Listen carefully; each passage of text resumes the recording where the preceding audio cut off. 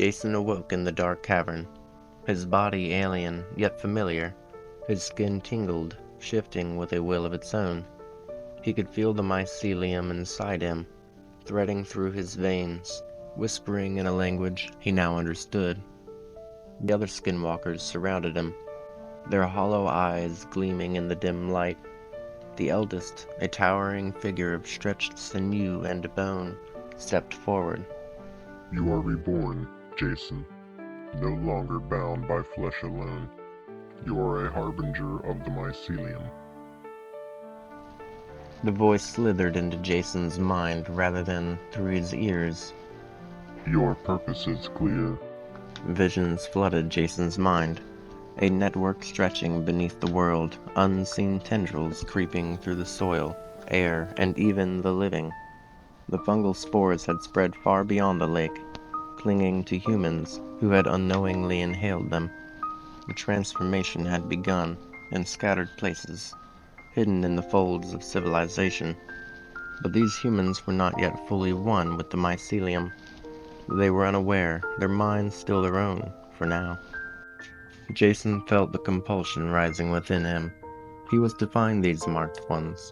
Some would join the mycelium willingly, merging into something greater.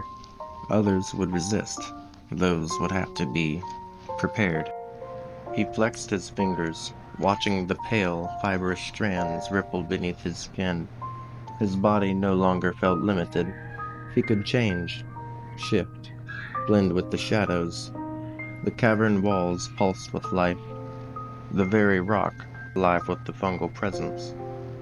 The elder skinwalker reached out, pressing a clawed hand to Jason's chest. "Go now. Find them. The mycelium hungers." Jason obeyed. He moved through the night, his senses stretching beyond human comprehension. The world was different now. He could feel the presence of the spores, tiny invisible threads connecting him to the unsuspecting. Cities loomed in the distance, pulsating with life. Somewhere within them, the marked ones walked, oblivious to their fate. The hunt had begun. Jason took a deep breath, steeling himself for the journey ahead. He could feel the mycelium's pull in his mind, an unspoken promise of revelation guiding his steps. The woods stretched forward before him, dark and whispering, but he had no fear. He was ready to uncover the truth. Meanwhile, back in town, his absence had not gone unnoticed. His parents, growing increasingly frantic, had started calling around to his friends' families. One by one, the calls spread a web of concern, weaving through his close-knit group of friends. "Have you seen Jason? He didn't come home last night," his mother's worried voice repeated on each call. At first, Aaron and Ryan dismissed it as Jason being Jason. Maybe he went off on one of his solo adventures, lost track of time. But as the second night neared, and Jason was still missing, unease settled over them like a heavy fog. Gathering at Aaron's house, the two friends exchanged nervous glances. "What if something happened to him?" Aaron asked, biting his lip. "I mean, the last time we were all together, that lake, it tried to pull him under. We all saw it." A tense silence filled the room as the memory surfaced in their minds. The lake, the way Jason had struggled against an unseen force beneath the water, the fear in his eyes. "We need to check it out," Ryan finally said. "If he's not anywhere else, maybe he went back there, to the lake." "You think he'd go there alone?" Aaron asked, shaking his head. "That'd be stupid." "Jason's stubborn," Ryan replied. "If he thought there was something down there, yeah, I think he would." Aaron clenched his fists. "Then we have to go. We search the lake, call for him. If we don't find anything tonight, then tomorrow we come back with scuba gear. We find out what's at the bottom once and for all." A chill ran through them at his words, but they both nodded. Jason was their friend, and if he was down there, somewhere, they would bring him back. Jason moved through the forest with unnatural ease, his body shifting and contorting as if the very trees guided his steps. His limbs elongated in unsettling motions, his joints bending too fluidly, too silently. His senses heightened, attuned to every rustle, every breath of the wind. The mycelium whispered in his mind, its tendrils deep in his consciousness, feeding him something ancient, something primal. Then he heard them. Two hikers, their voices drifting through the trees. They were laughing, oblivious to the shadow moving in parallel with them. Jason's lips curled into a grin that felt too wide for his face. He adjusted his steps, mimicking the natural cadence of human footfalls, sometimes too close, other times eerily distant, just enough to unsettle them. "Did you hear that?" one of them asked, stopping in his tracks. "What?" the other replied, his voice uneasy. Jason remained still, crouching behind the brush, his body almost blending in the night. Then he made the sound again, a perfect imitation of their own voices, a whisper of their own words repeated back at them. "Did you hear that?" The first hiker stiffened. "Dude, what the hell?" That was... A branch snapped behind them. They spun around, but there was nothing there. Jason had already moved, circling them like a predator. He let out a breathy chuckle, mimicking their nervous laughter, sending chills down their spines. "Okay, not funny," the second hiker said, glancing around. "Who's out there?"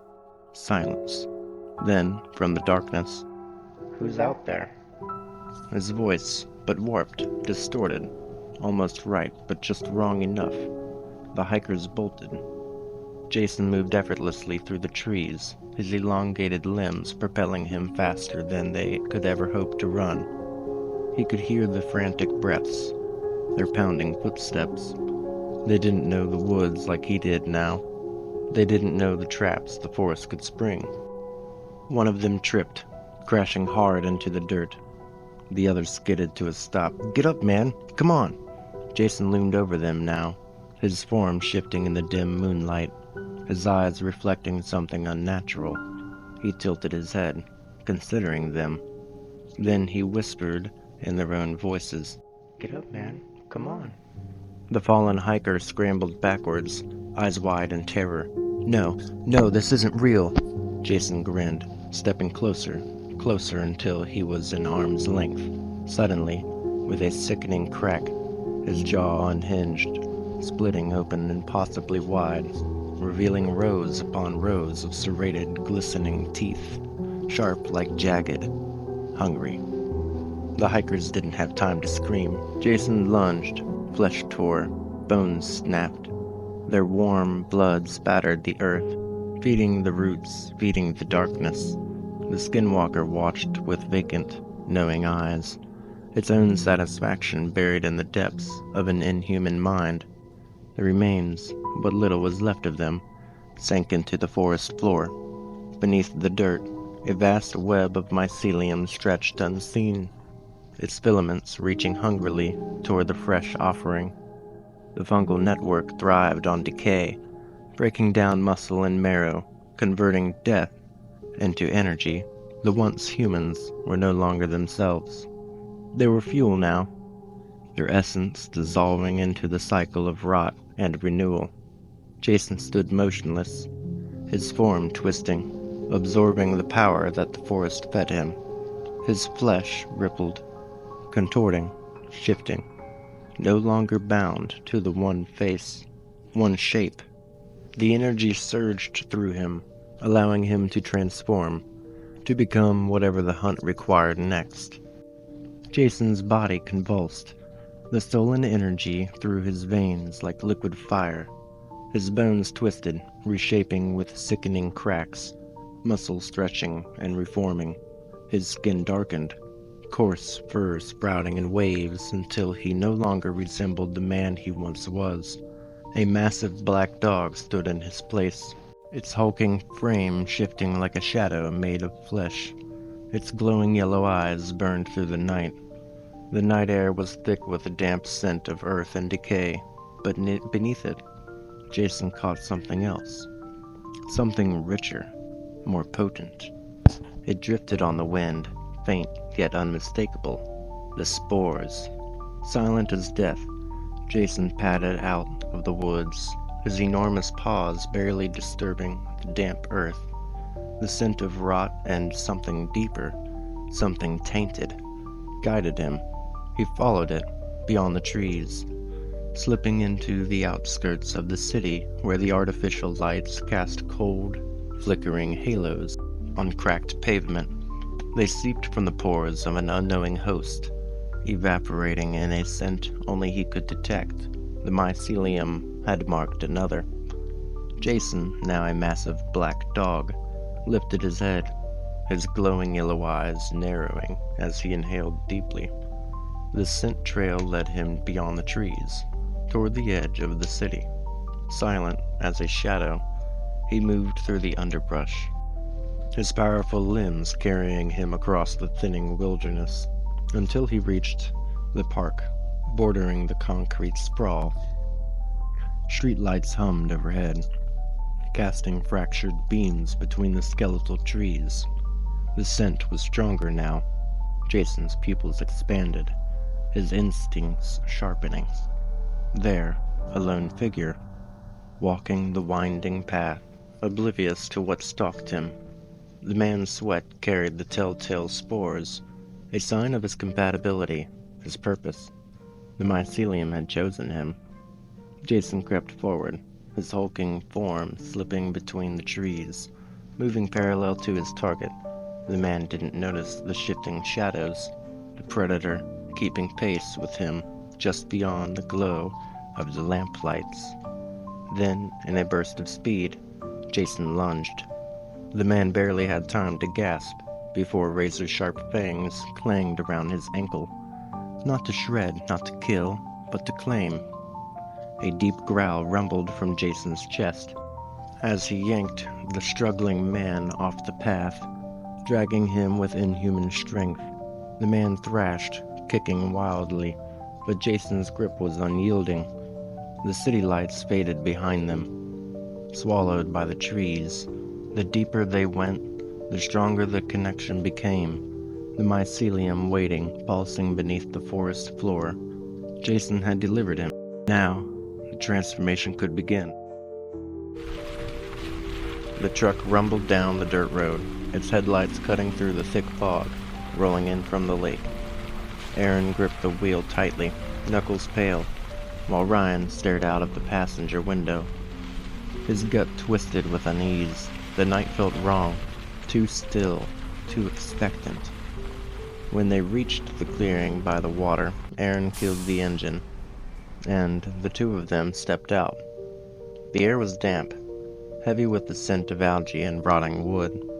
The lake stretched before them, black and motionless, reflecting only the dim glow of the crescent moon. Ryan shuddered. "You feel that?" Aaron nodded, like we're being watched. They exchanged a glance, then flicked their flashlights and started moving along the shore, boots crunching over dead leaves and damp soil.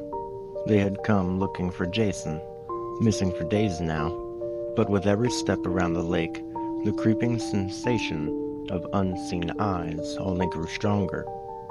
Halfway through their search, a scream shattered the quiet. A raw, guttural wail of agony echoed across the water.